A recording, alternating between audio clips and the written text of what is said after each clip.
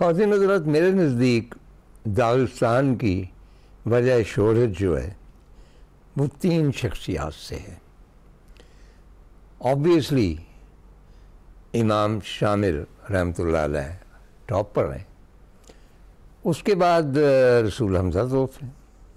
लेकिन इन दिनों जो दागिस्तान जाना जाता है वो MMA से जाना जाता है, यानी मिक्स मार्शल आर्ट, क्योंकि दुनिया के किसी इतने छोटे से खित्ते में मिक्स मार्शल आर्ट के इतने वर्ल्ड चैम्पियंस नहीं हुए।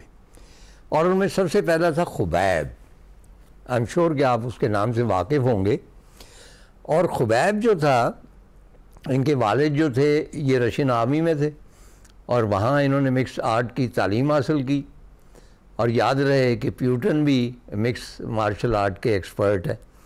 और वहाँ उसके बाद वापसी पे उन्होंने बच्चों को वो सिखाया, एक जिम्नेज़ियम। बेसिकली खुबैब के जो कोच थे उसके वालिद साहब। और ट्रेनिंग किस तरह की, एक तो बुलंदी जो है दागिस्तान की वो 5-6 हज़ार फुट से ज़्यादा है।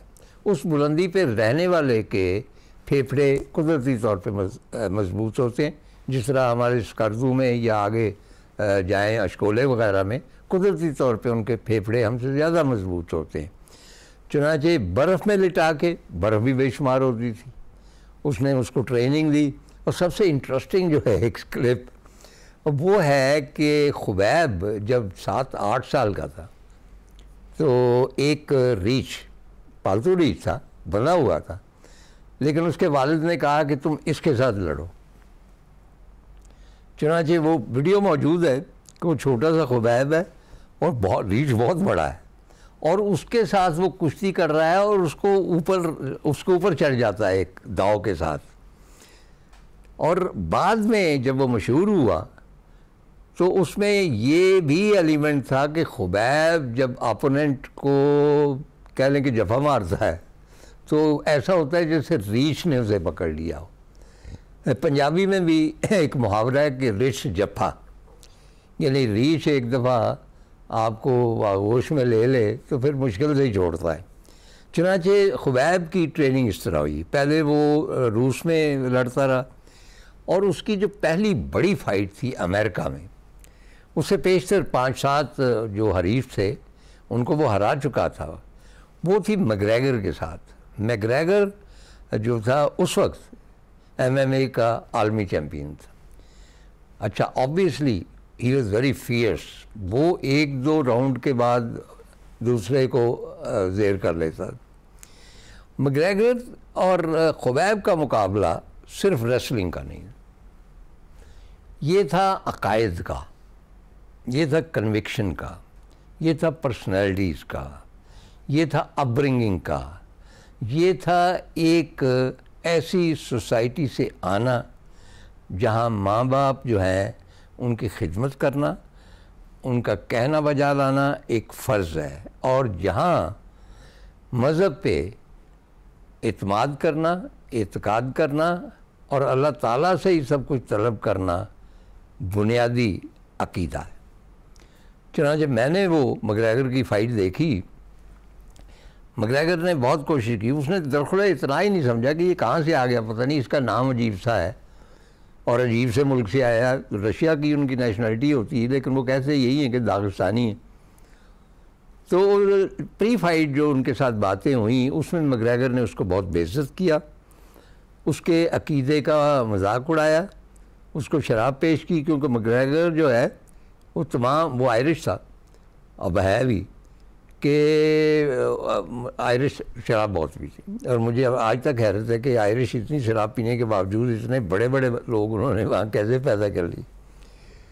तो मैकग्रेगर उसे बार बार जाम पेश करता था और वो यूँ बैठा हुआ है, वो कोई जवाब नहीं।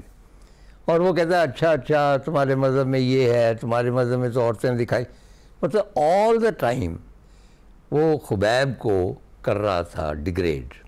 भारत और जब फाइट शुरू हुई है, अमेरिकन ऑडियंस था वो सारा मैकग्रेगर के साथ।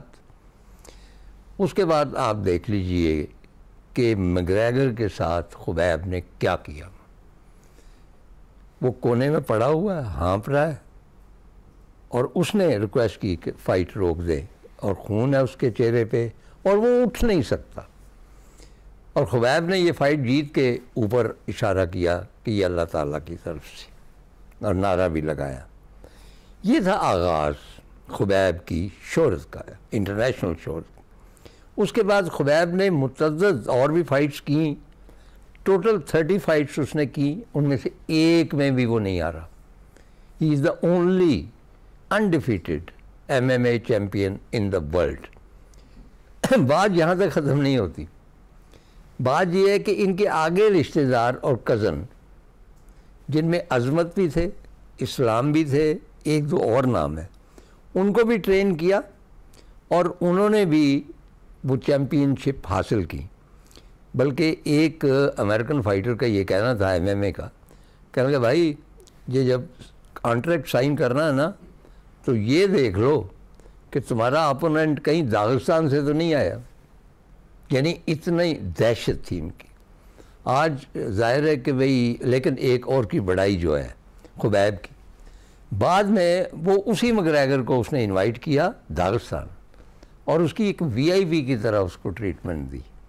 वो कहने लगा कि मैं आपकी बीवी को मिलना चाहता हूँ। कहने लगा नहीं, वो नहीं हो सकता, क्योंकि खुबैब की शादी हुई तो उसकी बीवी वाइट लिबास में थी और बिल्कुल पोशीदा थी। अगरचे दागिस्तानी औरतें इतना पर्दा नहीं करती, लेकिन ये उसकी मर्ज़ी थी। चुनांचे उसने ये किया। इसी तरह एक और अमेरिकन फ़ाइटर ने ये फ़ैसला किया कि जहाँ के लोग आते हैं और वर्ल्ड चैम्पियन हो जाते हैं तो मैं भी वहाँ जाऊँ। तो खुबैब ने उन्हें दावत दी। वो 2 साल रहे दागिस्तान में और उसी जगह ट्रेनिंग हासिल की, वहीं पहाड़ियों पे एक्सरसाइज की, वहीं सारा कुछ किया। एंड बिलीव मी कि ही also became the world champion. यानी उस सरजमीन में एक ऐसी कशिश।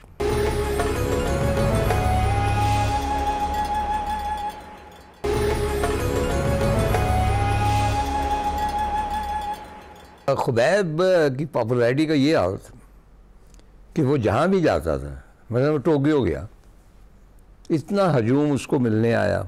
जहाँ कहीं वो जाता था, he was the superstar. Handsome आदमी भी था, दाढ़ी उसने रखी हो, सभी ने रखी होती।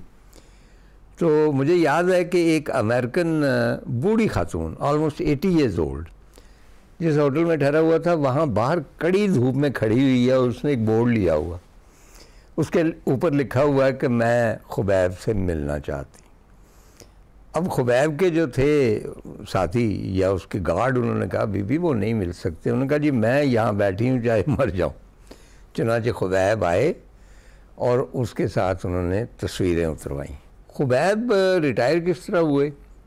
बुनियादी तौर पे सडनली कोविड के दिनों में उनके वालिद साहब का इंतकाल हो गया। तो उन्होंने डिक्लेयर किया कि मेरा बाप मेरा रूहानी उस्ताद भी था, वैसे भी बात था, अगर वो चला गया है तो मैं आज के बाद फ़ाइट नहीं करूँगा। एक फ़ाइट उन्होंने की उनकी डेथ के बाद, और वो अपनी माँ के कहने पे की, क्योंकि माँ बाप से बहुत ज़्यादा जुड़त थी। ये पूरे दागिस्तानी जो इलाका है, यकीन कीजिए कि जो कुछ मैंने पढ़ा